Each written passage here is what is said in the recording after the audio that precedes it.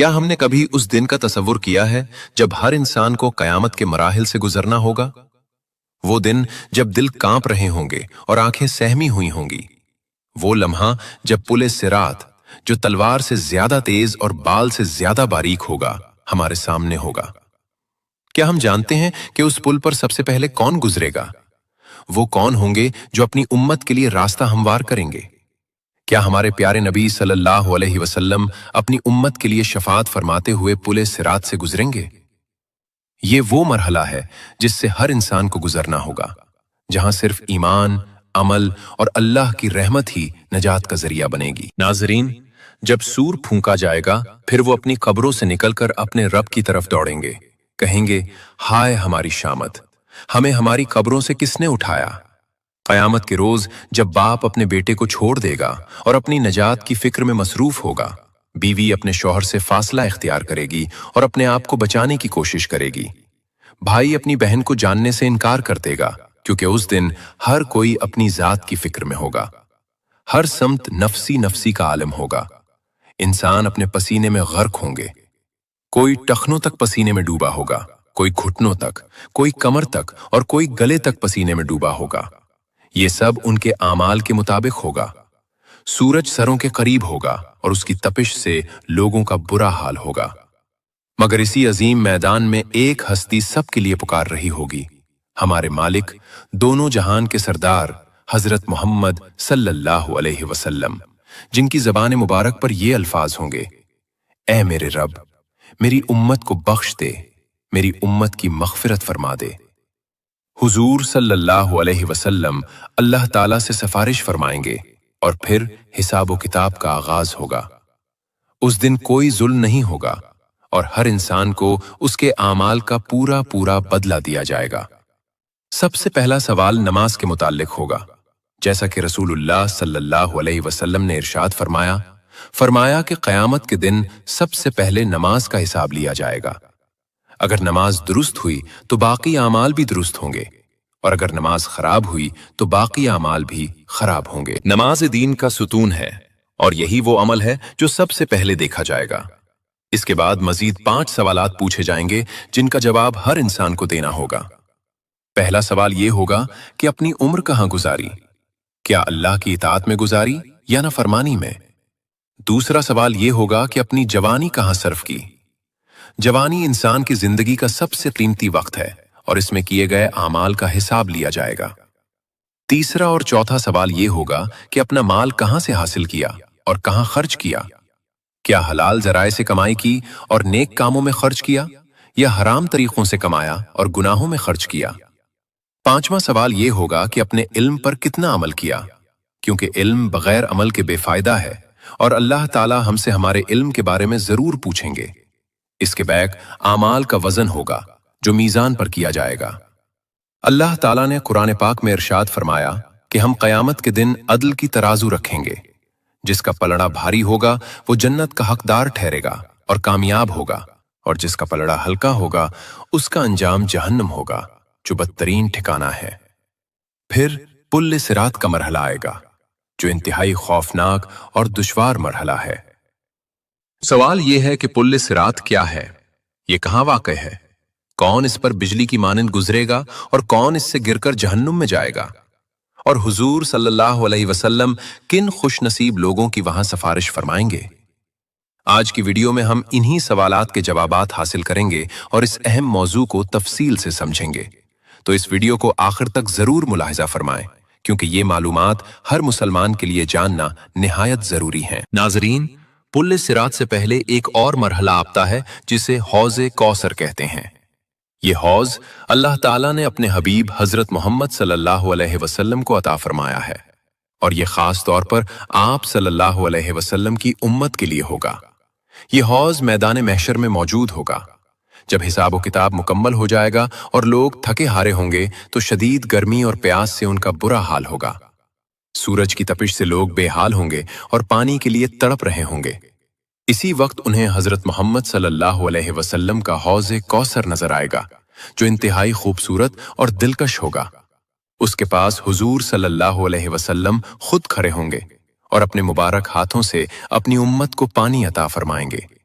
یہ کتنی بڑی سعادت ہے کہ ہمارے پیارے نبی صلی اللہ علیہ وسلم خود اپنی امت کو سیراب فرمائیں گے۔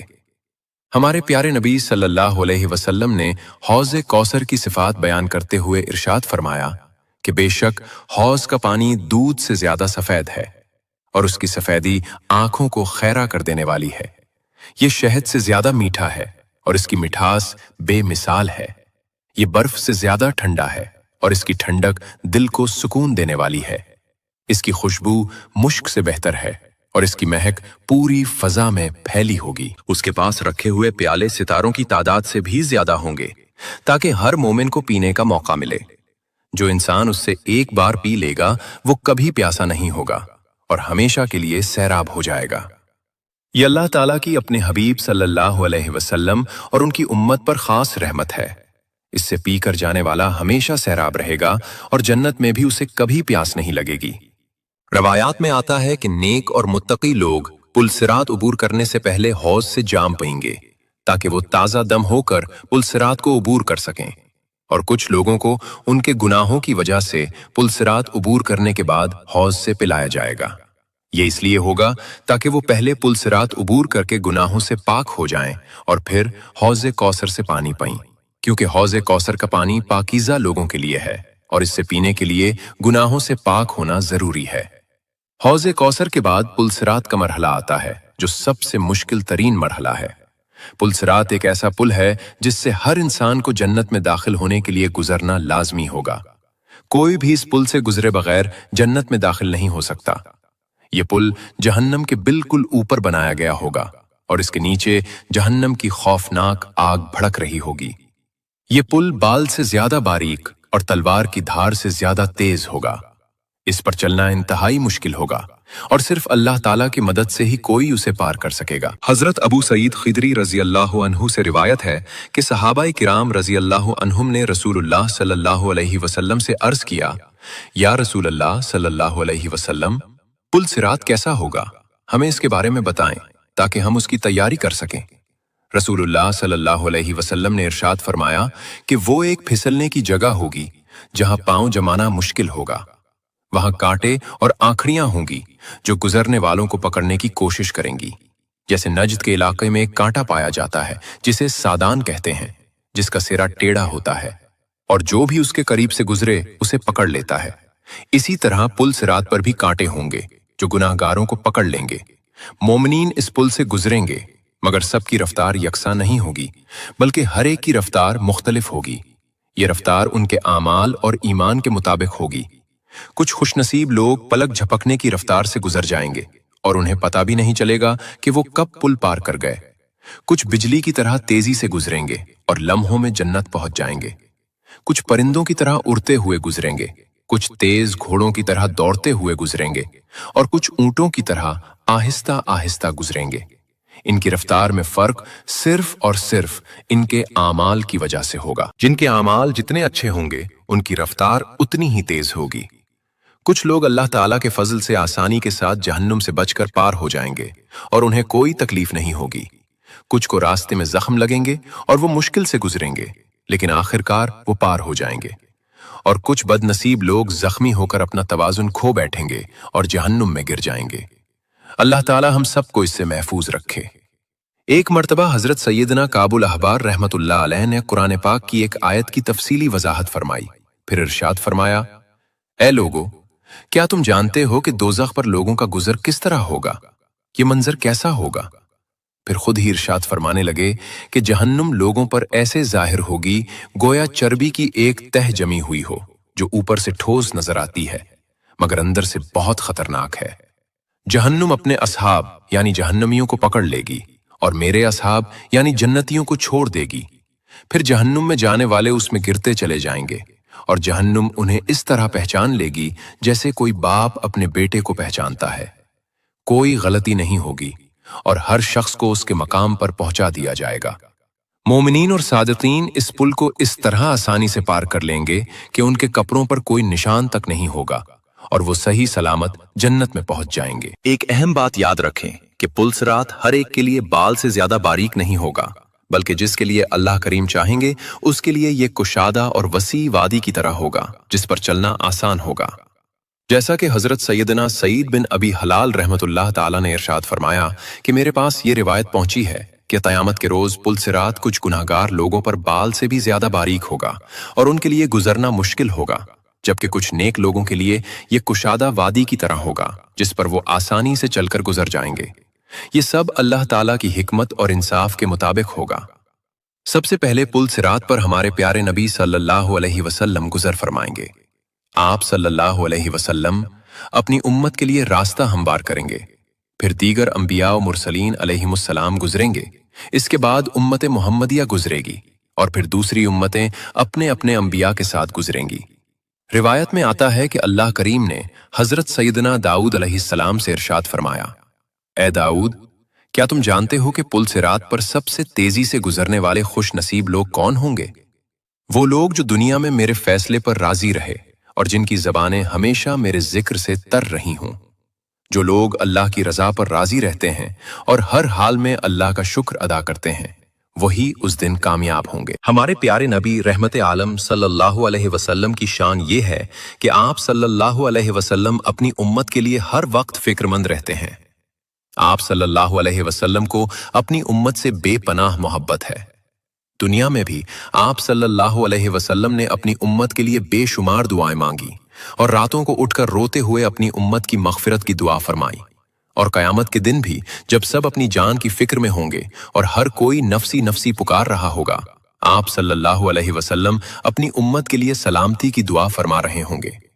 फरमाने मुस्तफ़ा सल्लल्लाहु अलैहि वसल्लम है कि तुम्हारे नबी सल्लल्लाहु अलैहि वसल्लम पुल सिरात के किनारे खड़े होकर रब्बि सल्लिम पुकारे रहे होंगे। ए रब सलामती अता फरमा, ए रब सलामती इनायत फरमा, मेरी उम्मत को महफूज फरमा। जरा सोचिए वो लम्हा कितना सख्त और खौफनाक होगा कि हर शख्स अपनी निजात की फिक्र में मसरूफ होगा। कोई किसी की मदद नहीं कर सकेगा मगर हमारे प्यारे आका सल्लल्लाहु अलैहि वसल्लम अपनी जान की नहीं बल्कि अपनी उम्मत की सलामती की फिक्र कर रहे होंगे और हमारे लिए दुआ फरमा रहे होंगे। फरिश्ते भी उस वक्त अर्ज करेंगे, ए अल्लाह सलामती से गुजार, इन मोमिनों को महफूज फरमा। यही तो वो अजीम शान और मकाम रफ़ी है जो अल्लाह ताला ने अपने महबूब सल्लल्लाहु अलैहि वसल्लम को अता फरमाया है। आप सल्लल्लाहु अलैहि वसल्लम सरापा रहमत है और तमाम जहानों के लिए रहमत बनाकर भेजे गए हैं। आप सल्लल्लाहु अलैहि वसल्लम शफीए आज़म हैं, यानी सबसे बड़े सिफारिश करने वाले। और हकीकत यह है कि अगर आप सल्लल्लाहु अलैहि वसल्लम की दुआ और सिफारिश न हो तो शायद कोई भी पुल सिरात से गुजर ही न सके। हम सबको आप सल्लल्लाहु अलैहि वसल्लम की सिफारिश की सख्त जरूरत है। नाज़रीन, जो लोग अपने गुनाहों की वजह से जहन्नम में डाले जाएंगे वो वहां कुछ वक्त तक सख्त से सख्त सजा बर्दाश्त करेंगे। उनके गुनाहों की सजा उन्हें पूरी तरह मिलेगी और वो अपने बुरे अमाल का बदला पाएंगे। जहन्नम का अजाब इंतहाई शदीद और तकलीफदेह होगा, लेकिन अल्लाह ताला की रहमत बहुत वसी और अजीम है। अल्लाह ताला अरहमुर राहिमीन है और उनकी रहमत हर चीज पर गालिब है। जब उन गुनाहगार मोमिनों का अजाब मुकम्मल हो जाएगा और वो अपने गुनाहों से पाक हो जाएंगे तो अल्लाह ताला अपनी बेपाया रहमत से उन्हें जहन्नम से निकाल लेंगे। फिर अल्लाह ताला उन्हें जन्नत में दाखिल फरमा देंगे जहां वो हमेशा हमेशा के लिए रहेंगे। वहां वो अबदी सुकून, आराम और खुशियों में जिंदगी गुजारेंगे। न कोई गम होगा, न कोई तकलीफ, न कोई बीमारी, और अल्लाह ताला की बेहिसाब रहमत हमेशा उन पर साया फिगन रहेगी। यह अल्लाह ताला का फजल और करम है जो वो अपने बंदों पर फरमाते हैं। हजरत सैयदना अबू सईद खिदरी रजी अल्लाह अन्हु रिवायत फरमाते हैं कि रसूलुल्लाह सल्लल्लाहु अलैहि वसल्लम ने इरशाद फरमाया कि जन्नत वालों में सबसे कम दर्जे वाले शख्स का हाल भी इंतहाई अजीब और हैरत अंगेज होगा। अल्लाह ताला उसका रुख जहन्नम से फेर देंगे और जन्नत की तरफ कर देंगे। उसे दूर से एक घिना, खूबसूरत और सायादार दरख्त नजर आएगा। वो हैरान होकर अर्ज करेगा, ए मेरे रब, मुझे इस दरख्त के करीब कर दे ताकि मैं उसके ठंडे साए में आराम कर सकूं और उसकी खूबसूरती से लुत्फ अंदोज हो सकूं। अल्लाह ताला फरमाएंगे, ए मेरे बौंदे, अगर मैं तुझे ये नेमत दे दूं तो क्या तू फिर कोई और सवाल नहीं करेगा और मजीद कुछ नहीं मांगेगा? वो बंदा कहेगा, परवरदिगार, तेरी इज्जत और जलाल की कसम, अब और कुछ नहीं मांगूंगा, बस यही काफी है। پھر اللہ تعالیٰ اپنے فضل سے اسے اس درخت تک پہنچا دیں گے۔ وہ وہاں آرام کرے گا اور خوش ہوگا۔ وقت گزرتا رہے گا اور وہ اللہ تعالیٰ کا شکر ادا کرتا رہے گا۔ پھر کچھ عرصے بعد اسے ایک اور درخت نظر آئے گا جو پہلے والے درخت سے کہیں زیادہ ہرا بھرا، زیادہ سایہ دار اور پھلوں سے لدا ہوا ہوگا۔ اس کی خوبصورتی دیکھ کر وہ بے چین ہو جائے گا۔ وہ پھر عرض کرے گا، اے میرے مہربان رب، مجھے اس درخت کے قریب کر دے تاکہ میں اس کے گھنے سائے اور لذیذ پھلوں سے فائدہ اٹھا سکوں۔ اللہ تعالیٰ فرمائیں گے، میرے بندے، کیا تو پھر کوئی اور سوال نہیں کرے گا؟ وہ عرض کرے گا، نہیں پروردگار، تیری عزت کی قسم، بس یہی آخری خواہش ہے۔ اللہ تعالیٰ اپنی رحمت سے اسے وہاں بھی پہنچا دیں گے۔ کچھ مزید وقت گزرے گا اور وہ بندہ مطمئن ہوگا۔ اس کے بعد اسے ایک اور درخت نظر آئے گا جو سب سے زیادہ خوبصورت ہوگا اور جس کے ساتھ صاف شفاف پانی بھی بہہ رہا ہوگا۔